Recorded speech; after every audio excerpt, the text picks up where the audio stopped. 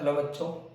तो आज अपन पढ़ेंगे fourth unit magnetic field and moving charges. Okay, तो अपनी ये फोर्थ यूनिट है रिवीजन के अंदर। कौन सी? नॉर्मल अपन बात करते हैं, अपन बात करेंगे मैग्नेटिक फील्ड की।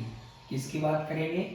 मैग्नेटिक फील्ड की। ओके बेटा, अब मैग्नेटिक फील्ड सबसे पहले क्या होता है, ठीक है ना? तो जब भी किसी भी करंट कैरिंग कंडक्टर के अंदर करंट फ्लो होती है, जब भी किसी करंट कैरिंग कंडक्टर के अंदर करंट फ्लो होती है, तो उसके चारों ओर, उसके सराउंडिंग के अंदर एक इफेक्ट जनरेट हो जाता है, जिसे अपन बोलते हैं मैग्नेटिक फील्ड। क्या बोलते हैं? Magnetic field. तो सबसे पहले जो आपका मैग्नेटिक फील्ड है, जो उसका सोर्स होता है, क्या होता है? सोर्स। वो क्या हो सकता है? या तो आपका क्या हो सकता है? Current and moving charge. कोई प्रॉब्लम नहीं आता, ठीक है? मैग्नेटिक फील्ड का जो आपका सोर्स होता है वो क्या क्या हो सकता है? एक तो करंट हो सकता है और एक मैग्नेटिक फील्ड हो सकता है। जब भी किसी करंट कैरिंग कंडक्टर के अंदर करंट फ्लो होती है तो उसके चारों ओर एक फील्ड जनरेट होता है, उस फील्ड को अपन बोलते हैं मैग्नेटिक फील्ड। और मैग्नेटिक फील्ड के जो सोर्स हैं वो आपकी एक तो करंट हो सकती है और एक मूविंग चार्ज हो सकता है। कोई प्रॉब्लम यहाँ तक? अगर अपन हिंदी में बात करें तो इसकी जो स्रोत है, हाँ है ना, वो स्रोत एक तो हो सकता है धारा, ठीक है, और दूसरा क्या हो सकता है? गतिशील आवेश। क्या हो सकता है? गतिशील आवेश। ये आपको बेटा ध्यान रखना है, पूछ लेते हैं, ठीक है, कि जब भी कोई भी आवेशित कण गति करता है तो वो क्या उत्पन्न करता है? तो वो चुंबकीय क्षेत्र तथा विद्युत क्षेत्र दोनों उत्पन्न करता है। कोई प्रॉब्लम यहाँ तक? ठीक है।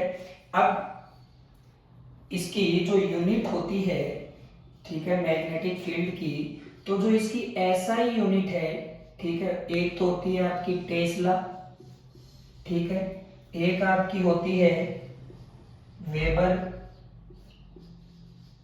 पर मीटर स्क्वायर। कोई प्रॉब्लम यहाँ तक? और एक होती है न्यूटन पर एम्पियर इंटू मीटर। कोई प्रॉब्लम यहाँ तक? तो ये आपको तीनों ध्यान रखनी है। एक होती है टेस्ला, एक होती है वेबर पर मीटर स्क्वायर और एक होती है न्यूटन पर एम्पियर इंटू मीटर। कोई प्रॉब्लम यहाँ तक? और जो इसकी सीजीएस यूनिट होती है, सीजीएस जो यूनिट होती है इसकी, वो होती है गाउस। क्या होती है? गाउस। कोई प्रॉब्लम यहाँ तक? ठीक है। और 1 गाउस जो आपका होता है वो 10 की पावर माइनस 4 टेस्ला के बराबर होता है। 1 गाउस जो आपका होता है वो 10 की पावर माइनस 4 टेस्ला के बराबर होता है। तो ये आपका किसी भी करंट कैरिंग कंडक्टर के अंदर जब करंट फ्लो होती है तो उसके चारों तरफ एक फील्ड जनरेट होता है, जिसे अपन मैग्नेटिक फील्ड कहते हैं। इसके जो सोर्स होते हैं वो होते हैं करंट एंड मूविंग चार्ज, ठीक है, धारा या गतिशील कण। इसकी जो एसआई यूनिट होती है वो होती है टेस्ला और वेबर पर मीटर स्क्वायर या न्यूटन पर एम्पियर इंटू मीटर। और जो इसकी सीजीएस यूनिट होती है वो होती है गाउस। और 1 गाउस जो होता है वो 10 की घात -4 टेस्ला के बराबर होता है। कभी कभी अपने को पूछ लेते हैं कि जो आपका 1 गाउस ये रिलेशन बहुत इंपॉर्टेंट है, आपको सबको ध्यान में रखना है, पेपर में आ जाता है। फिर हमारे पास आता है राइट हैंड रूल, ठीक है। तो राइट हैंड रूल क्या बोलता है? राइट हैंड थंब रूल क्या बोलता है कि अगर किसी भी करंट के अंदर करंट फ्लो हो रही है और अपन उस करंट की डायरेक्शन में अपने राइट हैंड के थंब को सेट करते हैं, तो जो ये बेंट हो रही जो हमारी फिंगर्स है, ये मैग्नेटिक फील्ड की डायरेक्शन को रिप्रेजेंट करेगी। किसी भी धारावाही चालक के अंदर अगर धारा बह रही है और धारा की दिशा में हम क्या कर देते हैं? अंगूठा, ठीक है। तो ये जो मुड़ी हुई अंगुलियां हैं ये किसकी दिशा को बताती है? चुंबकीय क्षेत्र की दिशा को। यही हमारा राइट हैंड रूल है। कोई प्रॉब्लम यहाँ तक? थंब रूल है, ठीक है। तो ये आपका इसकी मैग्नेटिक फील्ड की डायरेक्शन निकालने के लिए कई बार पेपर में आ जाते हैं। तो आपको क्या करना है, जो प्लेन के जो इनवर्ट जो होता है, तल के जो अंदर की तरफ होता है, उसे अपन रिप्रेजेंट करते हैं क्रॉस से। किससे रिप्रेजेंट करते हैं? क्रॉस से। ये कहाँ है? इनवर्ट। और जो आउटवर्ड होता है उसे अपन रिप्रेजेंट करते हैं डॉट से। ये क्या है आपकी? आउटवर्ड। कोई प्रॉब्लम यहाँ तक? ठीक है। जब आउटवर्ड होती है तो डॉट से रिप्रेजेंट करेंगे और इनवर्ड होती है तो क्रॉस से। तल के अंदर की तरफ होती है तो हम हमेशा क्रॉस से प्रदर्शित करते हैं, और तल के बाहर की तरफ होती है तो हमेशा हम डॉट से प्रदर्शित करते हैं। अब जैसे आपके पास ये तार है, इसके अंदर धारा बह रही है, आपसे बोल दे कि इस P पॉइंट पे और Q पॉइंट पे मैग्नेटिक फील्ड की डायरेक्शन बताओ। क्या बताओ? मैग्नेटिक फील्ड की डायरेक्शन। तो करंट की डायरेक्शन में अपने फिंगर्स को सेट करेंगे P। अभी आपको इतना सा ध्यान रखना है कि ये जो राइट हैंड की फिंगर है, इस P पॉइंट को कहाँ भेज रही है? धारा की दिशा में क्या सेट कर लिया? अंगूठा। इस P बिंदु को ये उंगलियां कहाँ भेज रही है? अंदर की तरफ। और अगर अंदर की तरफ भेज रही है, इसका मतलब P बिंदु पे जो मैग्नेटिक फील्ड है वो कहाँ है? अंदर की तरफ। और ये जब घूम के ऐसे आएगा तो इस Q बिंदु को कहाँ भेजेगी? बाहर की तरफ। तो इसलिए जो Q बिंदु पे है वहां पे आपका जो मैग्नेटिक फील्ड की जो डायरेक्शन है वो किससे रिप्रेजेंट कर देंगे? डॉट से। किससे रिप्रेजेंट कर देंगे? डॉट से। कभी कभी आपको ऐसा भी पूछ लिया जाता है, ऐसा भी क्वेश्चन आपको देखने को मिलेगा कि इस P बिंदु पे मैग्नेटिक फील्ड की डायरेक्शन को बताइए। तो धारा की दिशा में क्या करेंगे? अंगूठा। और इस P बिंदु को उंगलियां कहाँ भेज रही है? अंदर की ओर। और अंदर की ओर को किससे रिप्रेजेंट करते हैं? क्रॉस से। तो P पे जो आपका मैग्नेटिक फील्ड है वो कहाँ आएगा? अंदर की तरफ। और किससे रिप्रेजेंट करेंगे? क्रॉस से।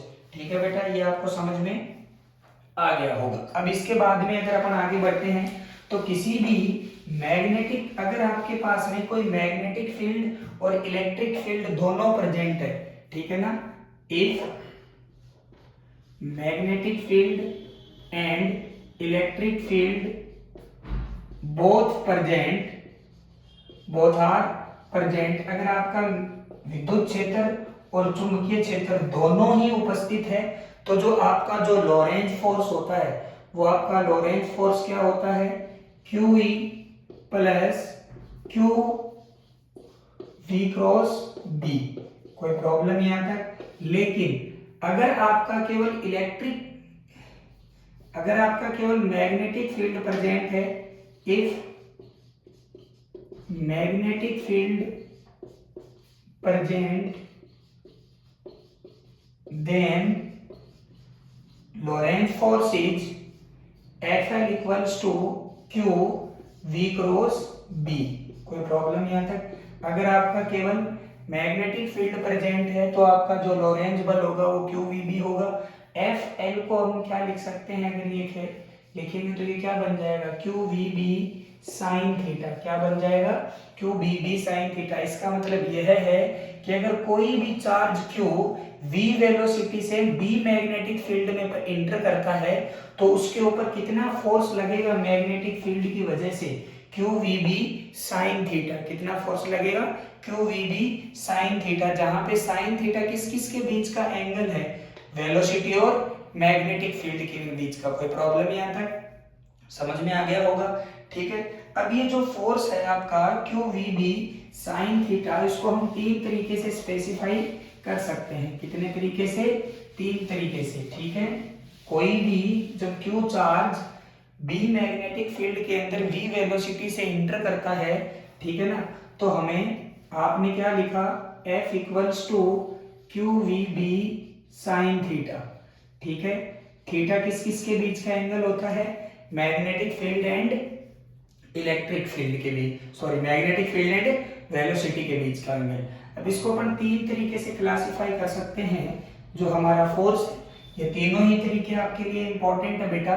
ठीक है। पहला, जब आपका थीटा इक्वल टू 0 डिग्री पे आपका कोई भी चार्ज मैग्नेटिक फील्ड में इंटर करता है, इसका मतलब आपका मैग्नेटिक फील्ड, मान लो आप इस टाइप से है, ये आपका मैग्नेटिक फील्ड है और इसके अंदर 0 डिग्री पे आपका कोई भी चार्ज इंटर कर गया। क्या कर गया?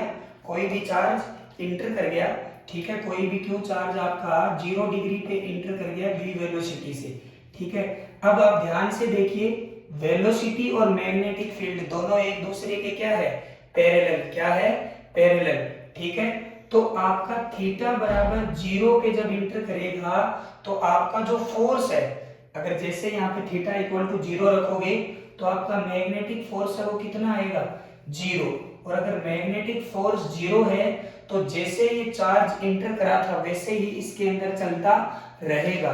तो ये कौन सी गति करेगा? लीनियर मोशन, रेखीय गति करेगा। कौन सी गति करेगा? रेखीय गति, लीनियर मोशन, या इसे ही अपन ऋजु रेखीय पाथ भी बोलते हैं। कौन सा पाथ बोलते हैं?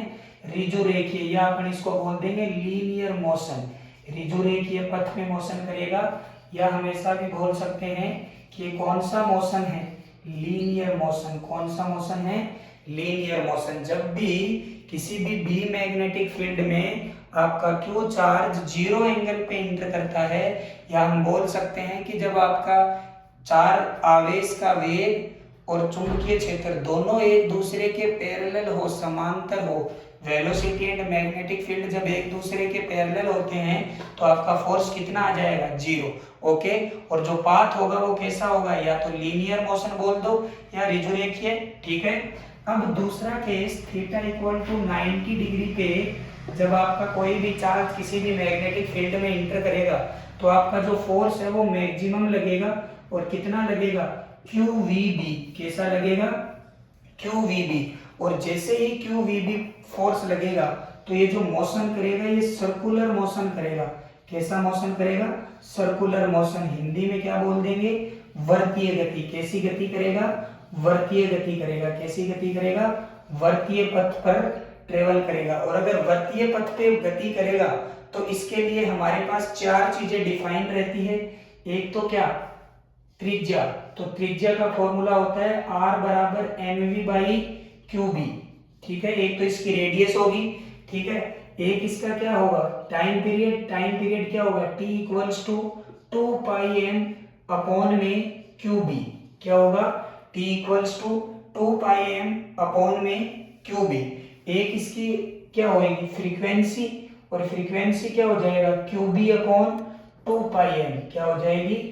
qb upon 2πm। और एक इसकी क्या हो जाएगी? एंगुलर फ्रीक्वेंसी, और एंगुलर फ्रीक्वेंसी क्या हो जाएगी? qb upon m।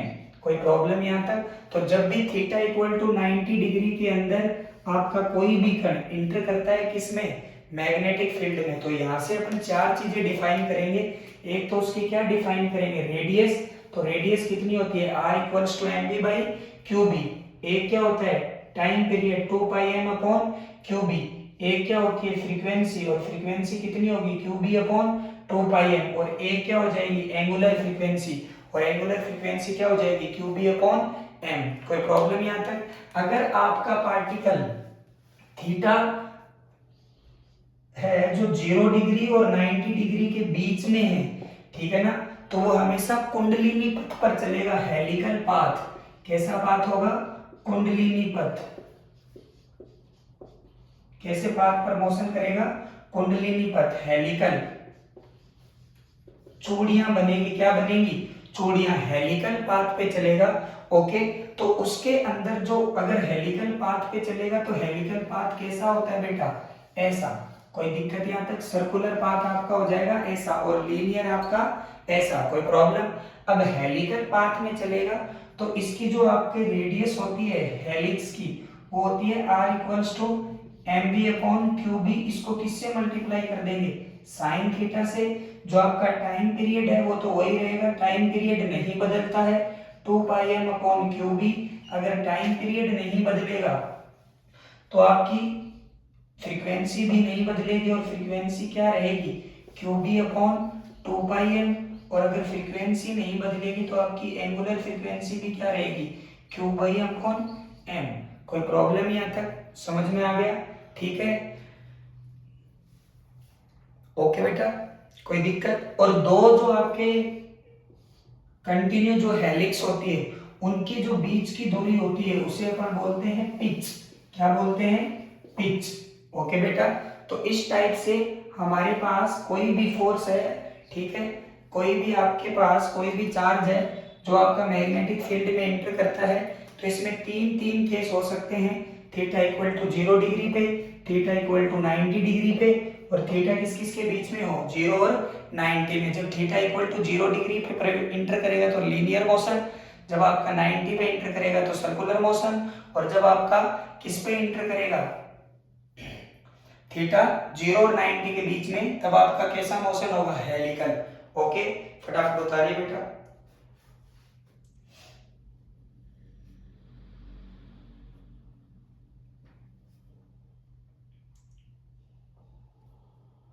हाँ भाई, ठीक है।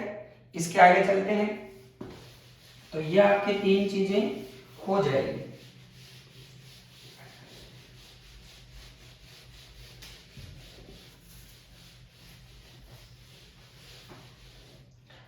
तीन चीजों के बाद में जो आपकी नेक्स्ट टॉपिक है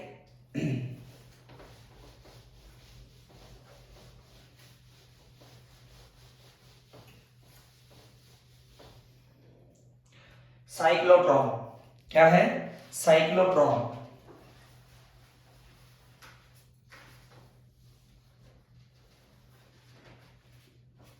साइक्लोट्रॉन के अंदर आपके पास 2 मेटल के डीज होते हैं, ठीक है ना।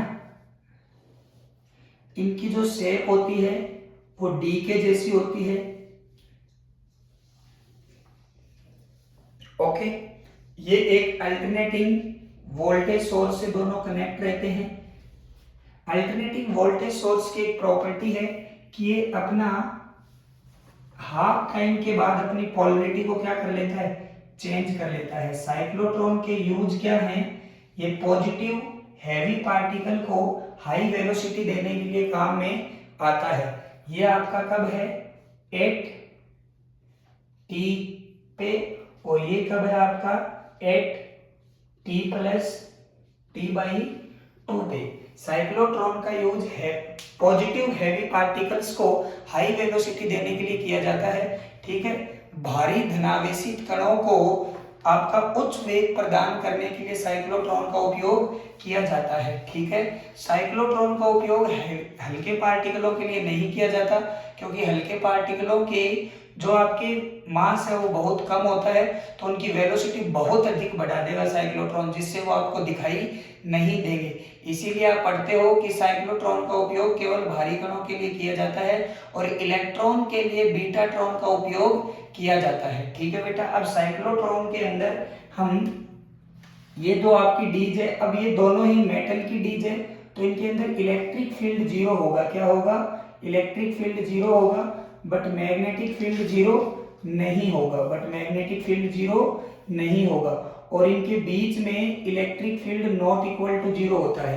तो जैसे ही आप किसी भी चार्ज पार्टिकल को, जैसे आपने किसी भी टाइम टी पर, ये आपकी डीज पॉजिटिव है और ये नेगेटिव है, तो आपने जैसे ही पॉजिटिव चार्ज को यहाँ पे छोड़ दिया तो ये वाली डीज उसको रिपेल करेगी, तो ये पॉजिटिव पार्टिकल कहाँ जाएगा? इधर। और ये वाली डीज क्या है? नेगेटिव, तो ये इसको क्या करेगी? अट्रैक्ट। तो ये घूमता घूमता, और जैसे ही ये किसमें इंटर कर गया? मैग्नेटिक फील्ड में। मैग्नेटिक फील्ड इस पे क्या लगाएगा? फोर्स। और मैग्नेटिक फील्ड के लिए फोर्स कैसे देखेंगे? तो करंट की जो वेलोसिटी है, वेलोसिटी की डायरेक्शन में अपनी फिंगर्स को सेट करिए और मैग्नेटिक फील्ड की तरफ रोटेट कर दीजिए। तो जैसे इसके अंदर की तरफ है मैग्नेटिक फील्ड, तो करंट की डायरेक्शन में या वेलोसिटी की डायरेक्शन में क्या सेट करिए? फिंगर्स। कौन से हैंड की? राइट हैंड की। और किसकी तरफ रोटेट कर देंगे? मैग्नेटिक फील्ड की तरफ। तो आपने अपने राइट हैंड की अंगुलियों को किसकी दिशा में सेट किया? वेग की दिशा में। और किसकी तरफ घुमा दिया? चुंबकीय क्षेत्र की दिशा में। तो आपका फोर्स कहाँ लग रहा है? ऊपर की ओर। तो जैसे ही फोर्स ऊपर की ओर लगेगा, ये रोटेट होके यहाँ पहुंचेगा, और जैसे ही ये पॉजिटिव चार्ज यहाँ पहुंचेगा तो साइक्लोट्रॉन अपनी पोलरिटी को चेंज कर लेगा। ये वाली डीज कैसी हो जाएगी? पॉजिटिव। और ये वाली डीज कैसी हो जाएगी? नेगेटिव। तो ये इसमें इंटर करेगा, फिर घूमेगा, तो बार बार घूमता जाएगा। एक टाइम ऐसा आएगा जब इस जो पार्टिकल जो आपका मोशन कर रहा है, इसकी जो वेलोसिटी है, जो इसकी जो रेडियस है, वो डीज की रेडियस के बराबर हो जाएगी। और उस समय एक यहाँ पे विंडो लगी रहती है, जिस विंडो की हेल्प से अपन इस पार्टिकल को क्या कर लेंगे? बाहर निकाल लेंगे। ओके बेटा। अब साइक्लोट्रॉन के अंदर भी जो आपका पार्टिकल है वो कौन सा मोशन कर रहा है? Circular motion. कौन सा मोशन कर रहा है? Circular motion. और ये कितने डिग्री पे इंटर करता है? थीटा इक्वल टू 90 डिग्री पे। तो वो सारे फॉर्मूले आपको इसके अंदर लगाने हैं, जो किसके लिए लगाते हैं अपन? थीटा इक्वल टू 90 डिग्री पे। अब देखो, जब ये एक चक्कर पूरा करता है तो एक बार तो यहां से गुजरा और एक बार यहां से गुजरा, तो इलेक्ट्रिक फील्ड में से कितनी बार गुजरता है? इलेक्ट्रिक फील्ड में से एक चक्कर में कितनी बार गुजरता है? 2 बार। कितनी बार? इलेक्ट्रिक फील्ड में एक चक्कर में से कितनी बार गुजरता है? 2 बार। अब हमें पता है कि V इक्वल्स टू होता है W अपॉन Q। यही तो पोटेंशियल की डेफिनेशन होती है। और W किसके बराबर होता है? काइनेटिक एनर्जी के। तो यहाँ से W change in kinetic energy के बराबर होता है। तो यहाँ पर रखेंगे चेंज इन काइनेटिक एनर्जी, तो डेल के इक्वल्स टू QV। तो एक बार जब ये इलेक्ट्रिक फील्ड में से गुजरेगा तो इसकी एनर्जी में कितना चेंज होगा? QV। एक चक्कर में कितनी बार गुजरता है? 2 बार। तो टोटल कितनी चेंज हो जाएगा? 2QV। मान लो हम कितने चक्कर काट रहे हैं? N। तो टोटल आपकी जो काइनेटिक एनर्जी में जो चेंज आएगा टोटल, वो कितना आ जाएगा? N into 2QV। ये मैक्सिमम काइनेटिक एनर्जी में आपका क्या है? चेंज। कौन कर देगा? साइक्लोट्रॉन। और इस चेंज को आप किसके इक्वल कर दोगे? Maximum kinetic energy 1/2 half mv² equals to n into 2QV। तो यहाँ से आपका नंबर ऑफ टर्न्स आ जाएंगे किसके लिए? साइक्लोट्रॉन के अंदर, कि वो पॉजिटिव चार्ज कितने चक्कर रोटेट कर रहा है। बात समझ में आ गई? आई होप आपको ये क्लियर हो गया होगा।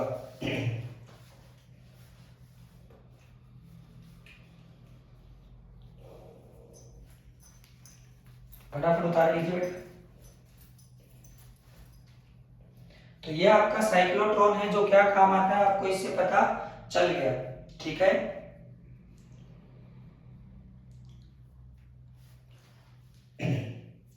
अब देखिए आगे बढ़ते हैं।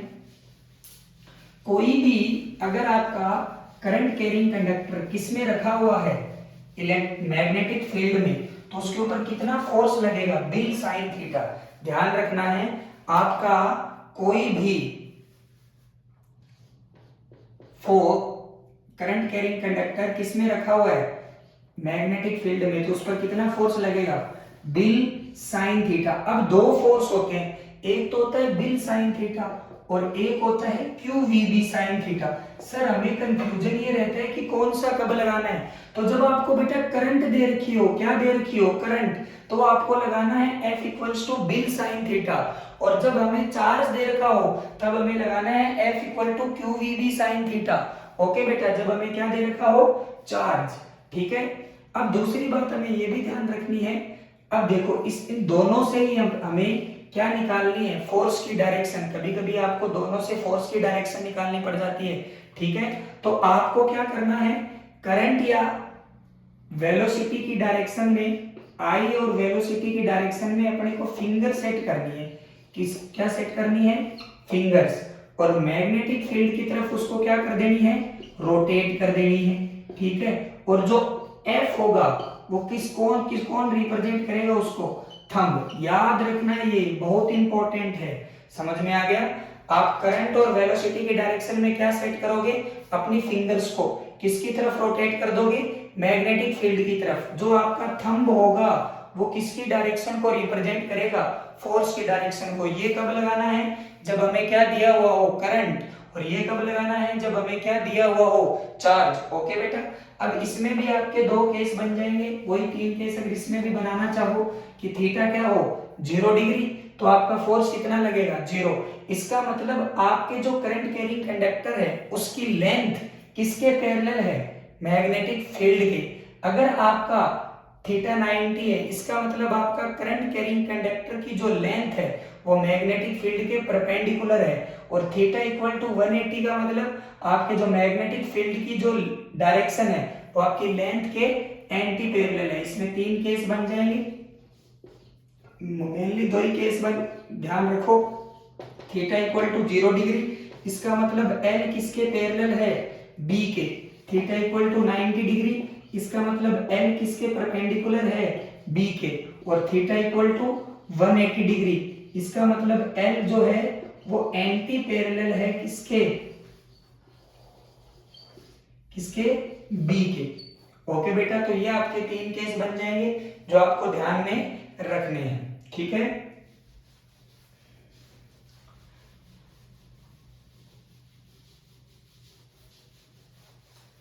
इसके बाद में आपके पास कोई भी सर्कुलर कोइल है। ठीक है, इस सर्कुलर कोइल के जो सेंटर पे जो मैग्नेटिक फील्ड जनरेट होता है उसका फॉर्मूला होता है μ0I अपॉन 4πr इंटू में थीटा। ये ध्यान रखो। अब ये कोइल है, इससे सारे फॉर्मूले आंसर आ जाएंगे। ठीक है, कोईल के सर्कुलर कोईल है तो थीटा इक्वल टू कितना है 180 डिग्री, तो सॉरी 360, कितना है 360 डिग्री या 2 पाई।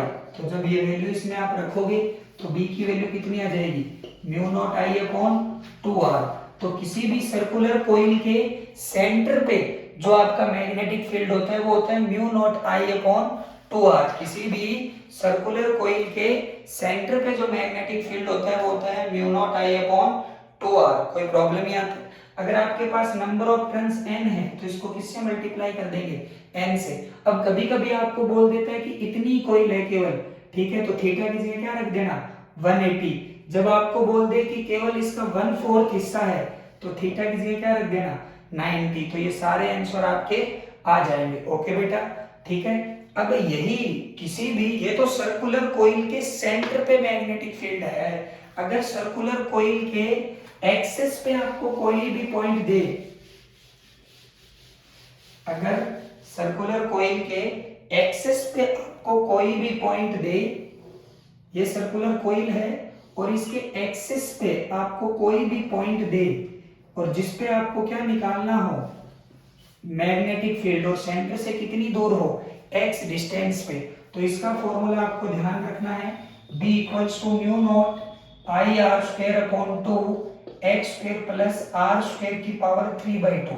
ओके बेटा, ये आपको ध्यान रखना है b equals to mu naught I R square upon 2 X square plus R square की पावर 3/2। और अगर आपके पास नंबर ऑफ टर्न्स n है तो इसको किससे मल्टीप्लाई कर देंगे n से। इसका डेरिवेशन भी इंपॉर्टेंट है, याद करके जाना डेरिवेशन, इसका डेरिवेशन इंपॉर्टेंट है। ओके बेटा, इसका डेरिवेशन बहुत इंपॉर्टेंट है और इसका फॉर्मूला भी बच्चे क्या करते हैं वो पूछता वृत्ताकार कुंडली की अक्ष पे है और आप निकाल देते हो केंद्र पे। केंद्र पे होता है म्यू नॉट आई अपॉन 2r। ओके, और एक्सिस पे किसी भी पॉइंट पे आप एक्सिस पे कोई भी पॉइंट है तो उस पे ये होता है। ध्यान रखना आपसे कहां पूछ रहा है तो अच्छे से क्वेश्चन पढ़ लेंगे। ओके बेटा, आगे बढ़ते हैं।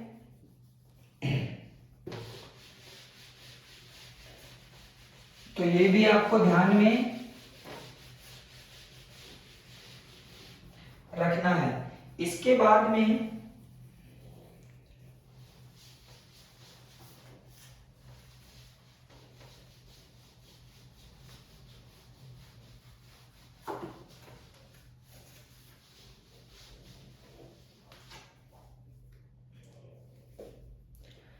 ठीक है, अब आपके पास दो कोई भी वायर है, हो सकता है उनके बीच की डिस्टेंस d हो।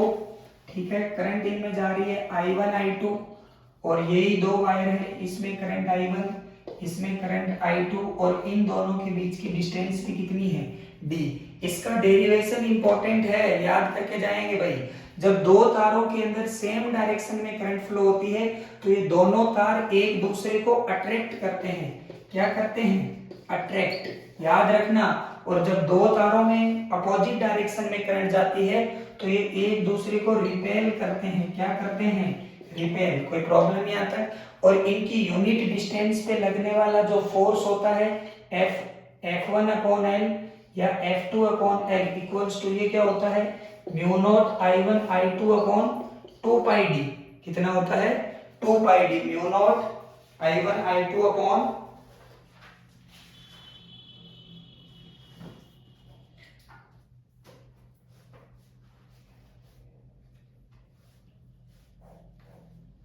तो ये आपको ध्यान में रखना है। जब दोनों में करंट सेम डायरेक्शन में जाती है तो फोर्स लगता है अट्रैक्टिव अपोजिट डायरेक्शन में रिपेल करेगा और दोनों करंट कैरिंग कंडक्टर एक दूसरे को क्या करेंगे इतने फोर्स से mu naught I1 I2 upon 2 पाई d।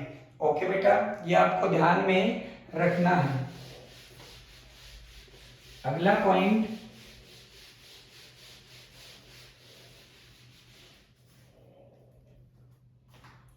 ठीक है,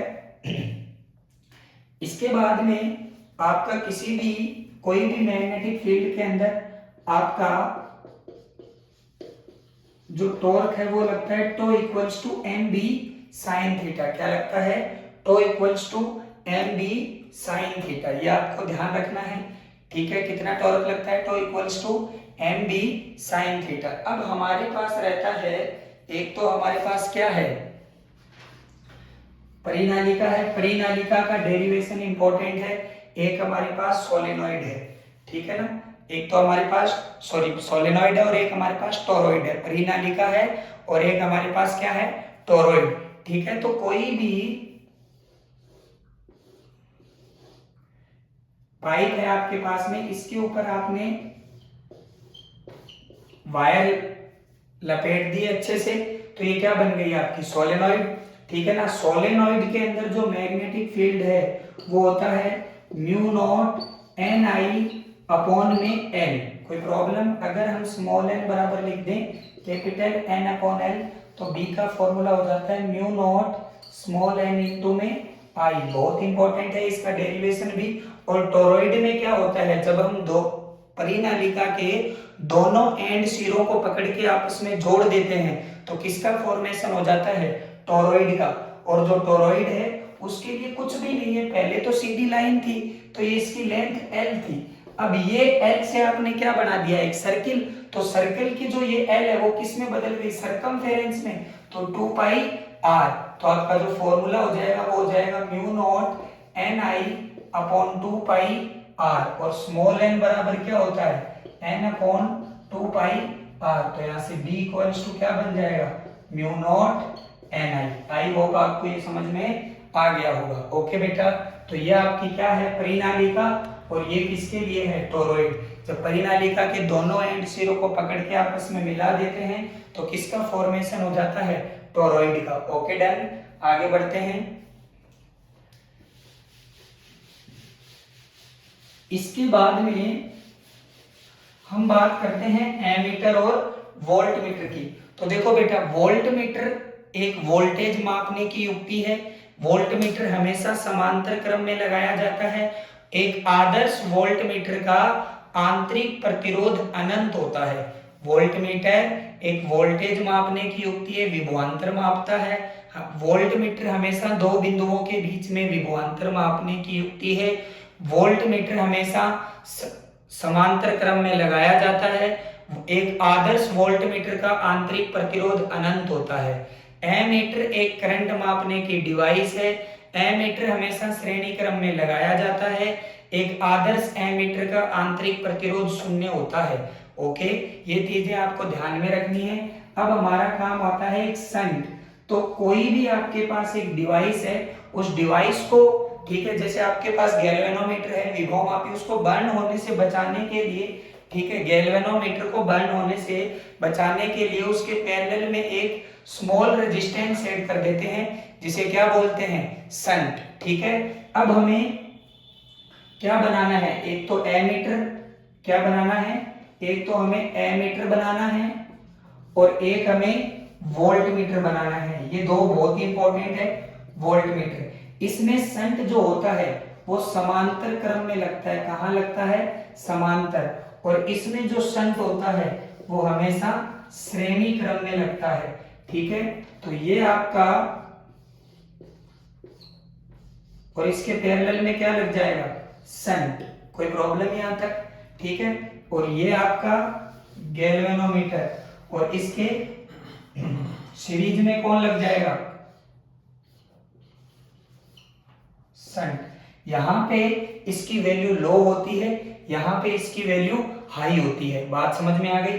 अब देखो, यहां से आई करंट जा रही है, ठीक है, इसमें से मान लो आई जी करंट जा रही है, तो इसमें से कितनी जाएगी, आई माइनस आई जी। तो एस इक्वल टू फॉर्मूला होता है आई G G upon I minus I जी। याद रखना बेटा, बहुत इंपॉर्टेंट है। कोई प्रॉब्लम यहां तक। एस क्या होता है, शंट रेजिस्टेंस। आई जी क्या होती है, गैल्वेनोमीटर में से जाने वाली करंट। और जी क्या होता है, गैल्वेनोमीटर का रेजिस्टेंस। ओके बेटा, यह आपका फॉर्मूला रहेगा S equal to I G G upon I minus I G. I आपकी मेन करंट है।